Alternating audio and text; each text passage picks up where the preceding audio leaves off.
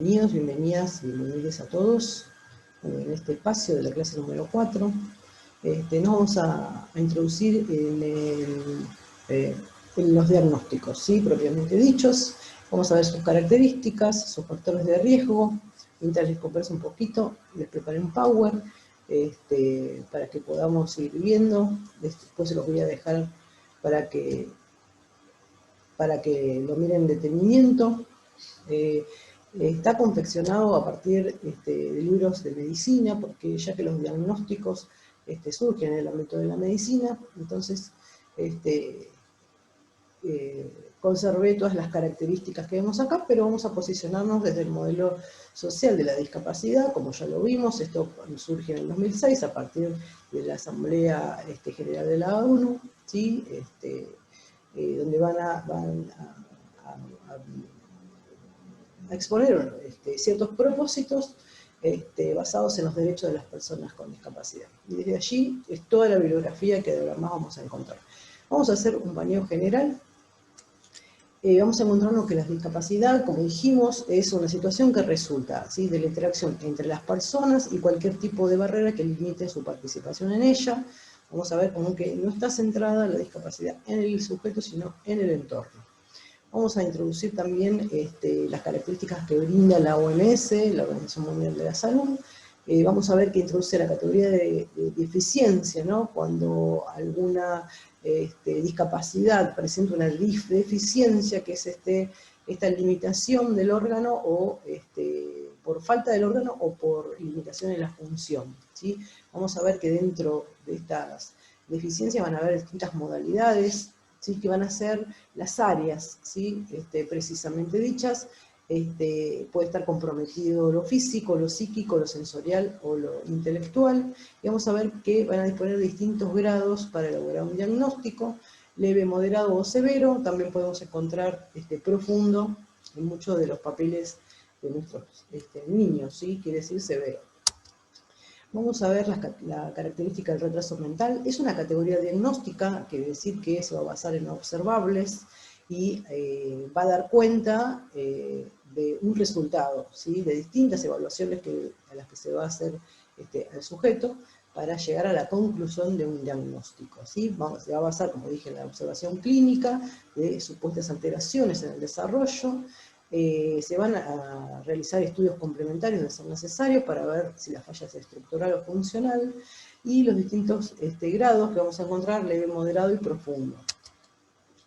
Vamos a ver por qué la intervención temprana es importante, porque el objetivo es desarrollar y potenciar, ¿sí?, todas las habilidades cognitivas y adaptativas, ¿sí?, de los sujetos, para lograr mayor grado de independencia y que tenga mayor grado de autonomía también, ¿sí? Por eso hablamos de un desarrollo. La etiología o los orígenes, ¿sí?, vamos a ver que conocer el origen va a favorecer un pronóstico y un tratamiento específico, ¿sí? Muchas veces no se conocen, pero en otros casos sí.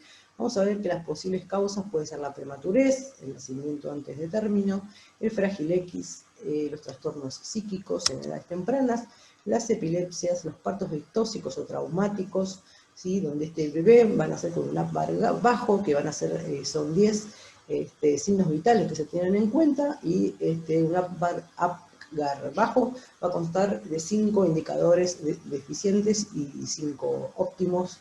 Esto se considera que es bajo, y bueno, si además de todo se complica y tiene un paro cardiorrespiratorio, seguramente van a necesitar intervención en neonatología, y va a ser el tratamiento para este bebito. Meningitis en la infancia, vamos a ver que va a originar distintas discapacidades. Crisis convulsivas recurrentes que no responden a las intervenciones terapéuticas. Accidentes domésticos, caseros, ¿sí?, caídas de balcones, de terrazas, de escaleras. El diagnóstico, como dijimos, es una evaluación neurocognitiva o neuropsicológica, ¿sí? Son distintas baterías de test que van a tener en cuenta distintas habilidades del sujeto, y va a arrojar no me sale la palabra, un coeficiente, pero no es la palabra exacta, sino que un número, ¿sí?, que va a identificar cada una de las habilidades, ¿sí? Vamos a ver que el control neurológico que se le va a realizar a estos sujetos va a derivar en estudios por imágenes también, se debe manifestar antes de los 18 años y tiene que tener limitaciones en al menos 2 de las siguientes habilidades adaptativas o actividades adaptativas. Si tiene alterada la comunicación, ya sea en el procesamiento de la información, como en la producción de la información, y no puede comunicarse de otra manera, esta área va a estar afectada y este va a ser un indicador. El cuidado personal, el aseo, el vestido, ¿sí? El cuidado de la persona. La vida doméstica, si se puede desenvolver en los contextos familiares, ¿sí? Abrir la puerta, bajar, salir al patio, ir al baño solo, ¿sí? En esto consiste. La utilización de recursos comunitarios, bueno, si puede ir a comprar, si puede manejar el dinero, si puede subir a un transporte público y llegar a destino y volver de manera adecuada. El autocontrol, que puede adaptarse al contexto y puede adaptar su conducta al contexto. Habilidades académicas tienen que ver con si puede acceder a la escritura, a la lectura, al cálculo, ¿sí? El trabajo, si puede adaptarse a las condiciones del trabajo y si el trabajo además le brinda oportunidades de poder desenvolverse en él. Estamos hablando antes de los 18 años, así que bueno, el trabajo sería una variable que está también, pero que bueno, es para poder revisarla un poquito. El ocio, si puede participar con sus grupos de pares, ¿sí? A través de las distintas actividades que plantean el grupo de pertenencia, si puede participar de ellas, dirigirse, movilizarse. La salud, ¿sí? De esta manera decimos una salud integral, y la seguridad, si se puede manejar con seguridad, ¿sí? Si no se pone en riesgo a él o a los demás. Bien. Vamos a pasar a las hipoacusias, que es la sordera, ¿sí? Es la pérdida total o significativa de la audición, puede ser de uno o de ambos canales auditivos. El dibujito, para que recordemos un poquito de qué se trata cada una de las partes del oído, pero más que nada para que veamos la cóclea de qué se trata, ¿sí? Es el nervio auditivo, ¿sí? Los indicadores de riesgo en las hipoacusias tenemos antecedentes familiares, esto siempre es importante, en este caso también, infecciones en el embarazo, madre gestante con rubiola, toxoplasmosis, sífilis o citomegalovirus, bajo peso al nacer, menos de 1,5 kilos, ¿sí? Un parto prematuro distóxico, también conocido como partos traumáticos, las meningitis bacteriana, ¿sí? Los traumatismos, los accidentes domésticos y la ingesta de medicamentos ototóxicos. Puede ser que la ingesta la realice la madre embarazada o el niño pequeño. Los criterios de derivación se le realiza un screening, ¿sí? Que son unas pruebas de despistaje para ver si responde al nombre, si responde a los sonidos, si puede seguir con la mirada algunos objetos, y esto consiste en un screening. Es una intervención mínima que se le hace a los niños cuando se sospecha que puede haber algún tipo de falta de audición. Las alteraciones en el lenguaje que manifiestan los padres en lo general, y dificultades en la comunicación, ¿sí? Prestar atención, como dije anteriormente, cuando un objeto se cae al piso, cuando se abre una puerta o cuando ingresa una persona a algún sitio donde está él. Los niños pequeños son muy curiosos y siempre giran, buscan con la vista la fuente sonora o la fuente, ¿no? Todos estos cambios en el entorno. Que esto no lo realice también es un signo de alerta. Bueno, la pérdida del equilibrio, ¿sí? Y los mareos. Vamos a avanzar un poquito en la discapacidad visual. Bueno, es la disminución parcial o total de la vista, ¿sí? Del órgano de la visión. La ceguera es la pérdida total de la vista y la disminución visual es la pérdida parcial de la vista, o sea que tienen un resto de visión. El diagnóstico, ¿sí? Es un control oftalmológico. También hay otros indicadores que dan cuenta de ello, pero el control oftalmológico es importante cuando no es tan evidente.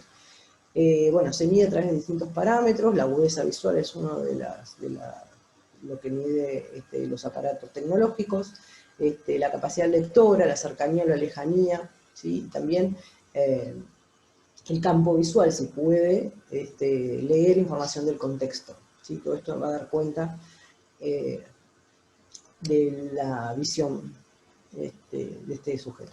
Bueno, diferenciar si nació o no con esta limitación, por lo tanto, ¿qué nos va a dar cuenta esto? ¿Sí? Ya como educadores o dentro del ámbito educativo, si este sujeto alguna vez pudo percibir la realidad y el entorno a través de la vista, o si nunca lo pudo realizar, ¿sí? Antecedentes familiares con cataratas congénitas, rinitis o miopía degenerativa, la rubiola, vemos como también genera esta secuela, traumatismos y en la infancia desprendimiento de retina es uno de los más frecuentes, la prematurez, el glaucoma en niños, los virus o trastornos por tumores donde hay inflamación del nervio óptico. Todos estos son factores de riesgo importantes. Intervención temprana, ¿no? Bueno, hay que establecer el grado de visión o el resto, ¿sí? Vamos a escuchar que en muchos textos dice el resto, es esto. ¿Cuánto ven? El tipo de ceguera, si es parcial o es total, el momento de aparición y las causas, ¿sí? Y si hay otra alteración sensorial asociada, ¿sí? Son niños que pueden cursar con ceguera y sordera. Bueno, vamos a ingresar un poquito en la discapacidad motora. La discapacidad motora es una dificultad física, ¿sí? Donde lo que se encuentra limitada es el aparato locomotor, o sea, el movimiento. Hay distintos tipos de limitación, ya sea de un miembro, ¿sí? Ambos miembros inferiores, de ambos miembros de piernas, si es de un solo hemisferio del derecho o si es el izquierdo, así que va a estar comprometido, ¿sí? De muchas maneras. Lo podemos encontrar en los sujetos de distintas maneras. Vamos a introducirnos en la pared cerebral, que la pared cerebral cursa con muchas otras discapacidades, es una de las denominadas multidiscapacidad, ¿sí? Y vamos a ver que es un conjunto de alteraciones neurobiológicas, ¿sí? Con síntomas, ¿sí? Que afectan el aparato locomotor de diversa magnitud, ¿sí? Vamos a ver que son causadas por una lesión no progresiva en el sistema nervioso, ¿sí? Central, por supuesto, me olvidé esa palabra, que es muy importante, y que se da antes de los 3 años. Lo que va a dificultar es el control voluntario del cuerpo, los movimientos, la motricidad fina, ¿sí? Y también la postura. Bueno, los problemas que pueden traer asociados los niños que cursen con esta patología es una percepción visual, auditiva o táctil disminuida, una alteración en el lenguaje, tanto en la planificación como en su articulación, a lo mejor no en la elaboración, ¿sí? del lenguaje, por lo tanto, esto también es algo que debemos registrar porque se le pueden otorgar apoyos manuales, ¿sí? De esta manera, bueno, si está alterada los músculos orofaciales, es otra manera que tenemos de comunicarnos con ellos. Bueno, a nivel ocular, la miopía, el estrabismo y el nistagmus, ¿sí? El canal auditivo y las hipoacusias pueden ir de leves a neurosensoriales bilaterales, o sea que hay distintas complejidades, retraso mental o discapacidad intelectual, ¿sí? Epilepsia. Bueno, terminamos con las discapacidades y vamos a mostrar un poquito acerca de las prótesis. Acá tenemos un niñito chiquito que puede llegar a tener 2 años aproximadamente con un implante coclear, ¿sí? Este dispositivo se coloca en el nervio auditivo, ¿sí? En la cóclea específicamente, y se coloca por fuera un amplificador. Bueno, es uno de los avances tecnológicos que dieron muestra de muchos avances en estos niños, en su desarrollo, en su desempeño, en su escolarización, así que interesante tenerlo en cuenta. Está muy utilizado actualmente, no en todos los casos es recomendable, por lo tanto siempre la consulta con el médico. Después tenemos el audífono, que es algo más común, que entra en el canal auditivo y tiene un volumen, cierto volumen, ¿sí? Amplifica el sonido externo. También no se dan en todos los casos, pero son muy aceptables, digamos, no tienen rechazo como puede pasar con el implante coclear, que puede sufrir rechazo del cuerpo, del organismo. Bueno, vamos a tener que las personas con discapacidad visual o ciega se van a manejar con estos tipos de bastones. El verde es la persona con baja visión, el blanco y rojo es una persona que cursa con sordoceguera, el bastón blanco es una persona ciega y el bastón negro es universal para disminución visual, discapacidad visual. Abajo vamos a encontrarnos con unos lentes muy modernos, sí que los destaco porque es un grupo de adolescentes que cursan el 6º año de una escuela industrial de Misiones y elaboraron estos lentes que le dictan, ¿sí? De manera oral al sujeto no vidente todo lo que pasa alrededor. ¿sí? Entonces este sujeto puede desplazarse por los entornos y por lo cotidiano, realizar su trabajo o desplazarse de un lugar a otro con estos lentes que le van informando, le van describiendo el lugar. Sistema Braille es el más común y utilizado por los niños ciegos y por las personas adultas, pero empiezan desde un primer momento a educarse, ¿sí? Alfabetizarse con este sistema. De un lado acá lo tenemos cómo es, en qué consta, son varios puntos con relieve, donde la persona a través del sistema óptico va tocando y va leyendo, ¿sí? Va exponiendo oralmente lo que va traduciendo con sus dedos, con sus huellas dactilares. Al lado tenemos un texto en braille y la máquina impresora de braille, ¿sí? Ahí es importante, les hago este llamado a la solidaridad. No, mejor dicho, es una referencia, ¿sí? Hay una asociación, una biblioteca argentina para ciegos que traducen todos los textos que uno le lleve al braille. Además, intervienen en las escuelas de manera de que si ellos no pueden proveerle este texto al alumno, ellos intervienen para que la escuela tenga en cuenta que ellos todavía no lo pudieron imprimir, así que no solo hacen la labor técnica, sino que también la humana. Y además, bueno, también descubrí que hacen partituras musicales, así que no solamente textos de cuentos y literatura. Vamos a ver la movilidad, ¿sí? De las personas como para que se puedan desplazar. Tenemos la silla de rueda común, la silla de rueda motorizada que tiene un motorcito, los andadores posturales, ¿sí? Que en muchos casos se recomienda esto y no la silla postural que es tipo una cama, para que el niño pueda con las manos explorar, ¿sí? Esto lo recomiendan los médicos según el caso de cada uno. Después tenemos las muletas, que no encontré otra manera de decirles, así que los bastones o los apoya, para apoyar las muñecas y los antebrazos, ¿sí? Para que sea más cómodo.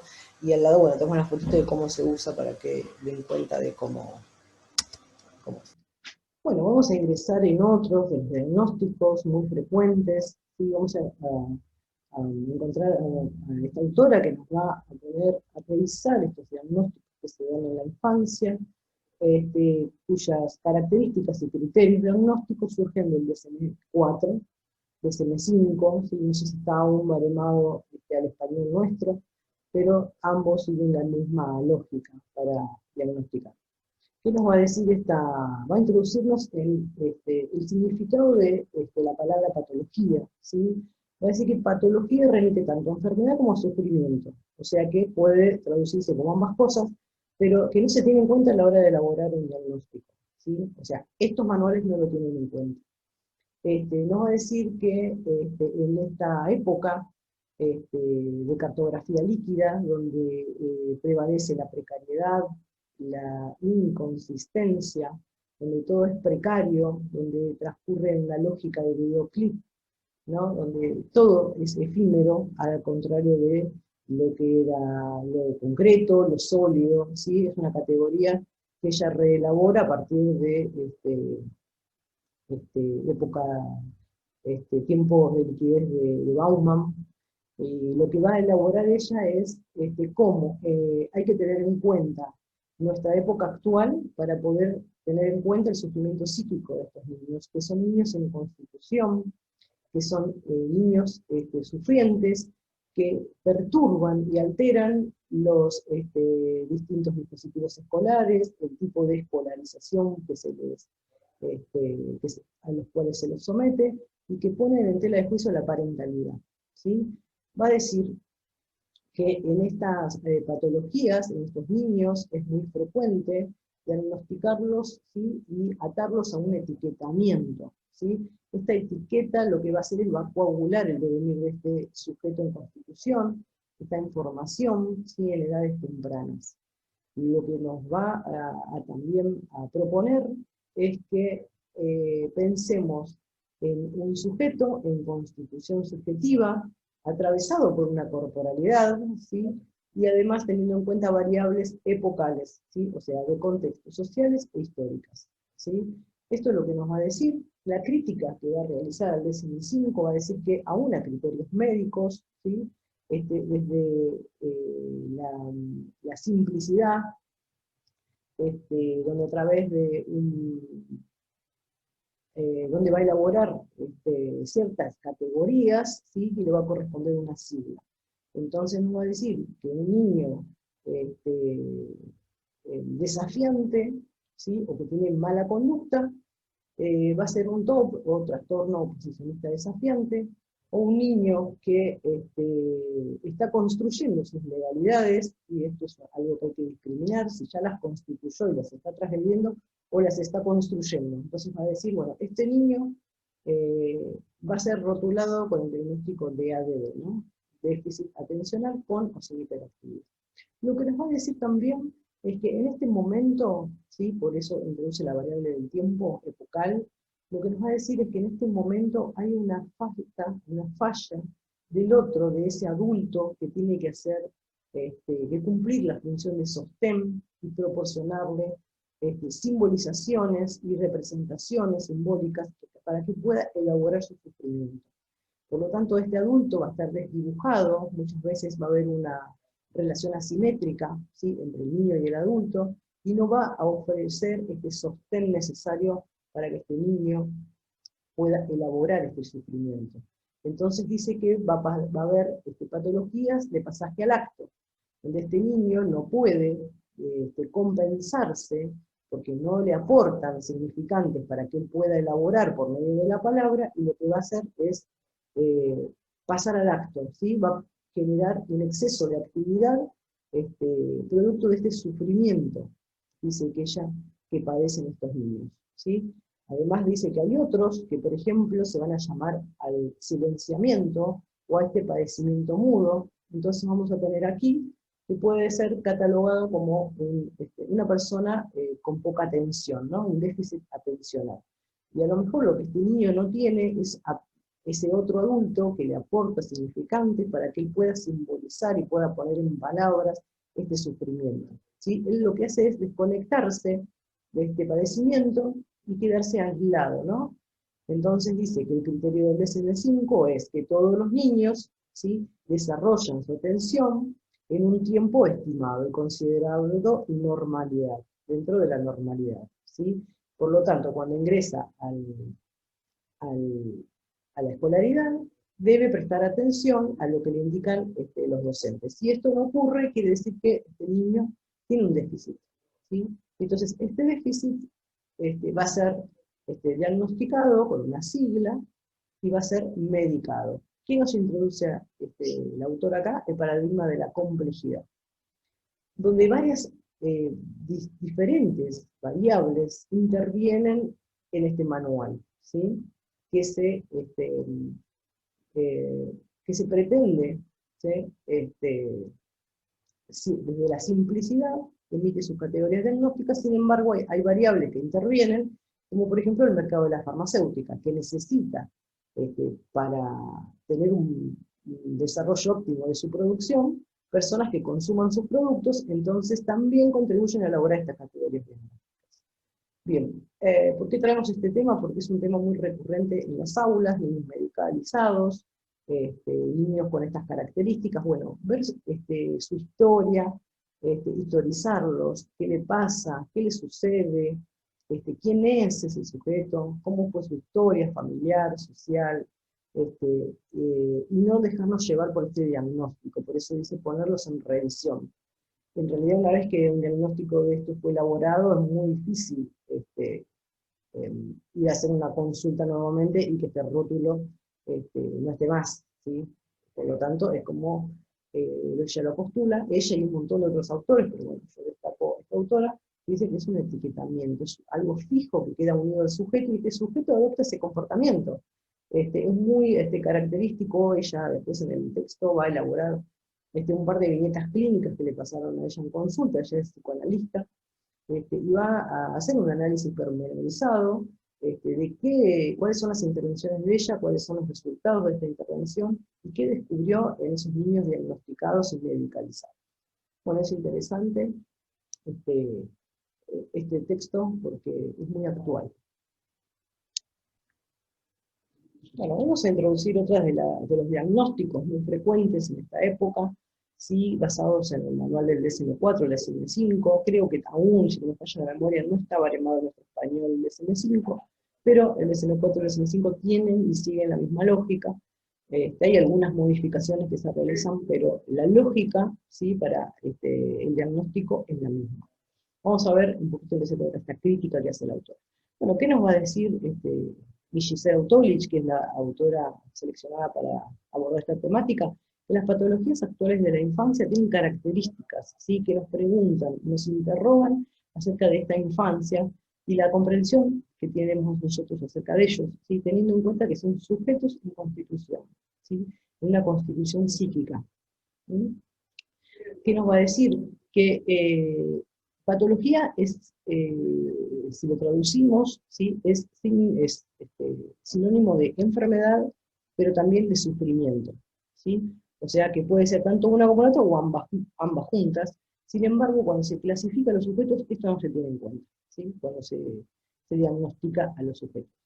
¿Qué nos va a decir? Que estos niños pequeños son perturbadores, ¿sí? Dice que son exigentes, que van a movilizar el ejercicio de la parentalidad, el dispositivo escolar, la escolarización, ¿sí? Esto es lo que van a hacer.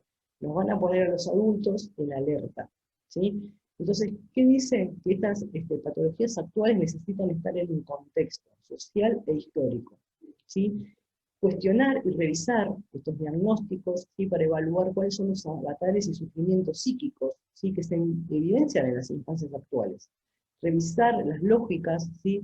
Que rigen en este contexto, ¿sí? De, como dice ella, de cartografía líquida, este tiempo efímero regida por la lógica del videoclip, ¿no? Esto es todo inmediato, todo provisorio, transitorio, ¿sí? Esto es liquidez que hace una, una alude al término de Bauman, ¿sí?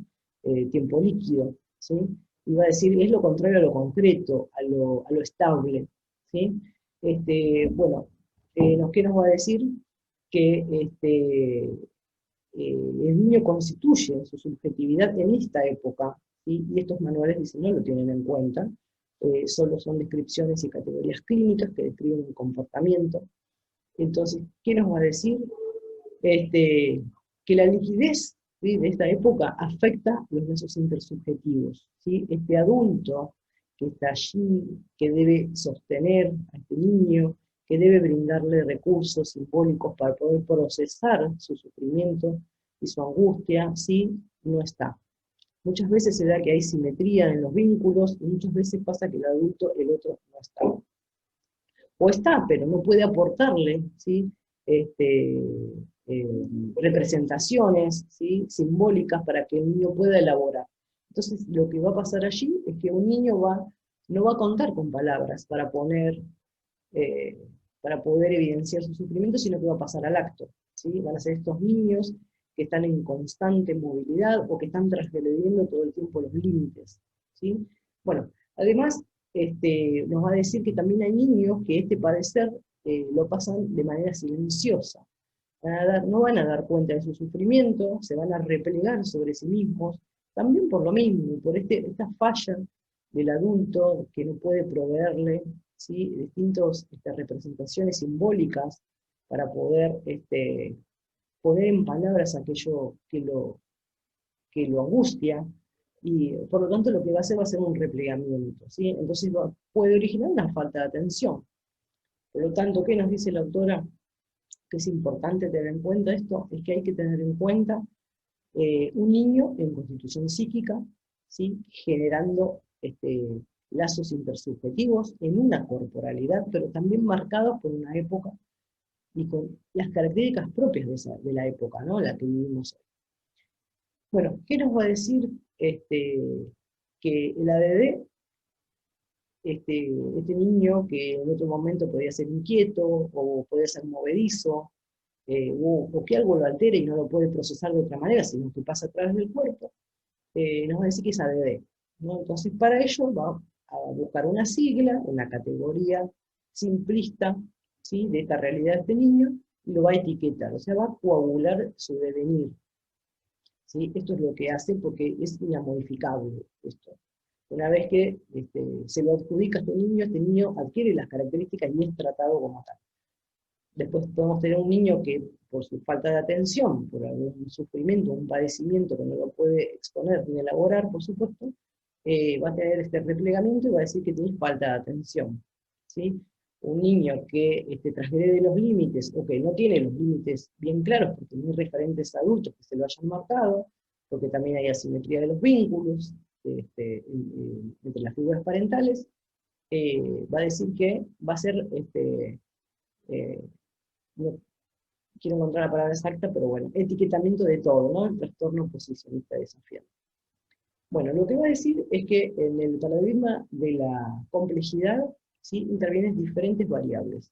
Y que el DSM-5, una de las variables que interviene, a pesar de que ellos se consideran simplistas, ¿sí?, y objetivos de una realidad objetiva, lo que va a decir es que también interviene el DSM-5 en las variables del mercado. Es un mercado de la farmacología que además necesita, para ubicar sus productos y aumentar sus ventas, personas que consuman, ¿sí?, sus pastillas, sus distintas presentaciones en las que vienen los fármacos.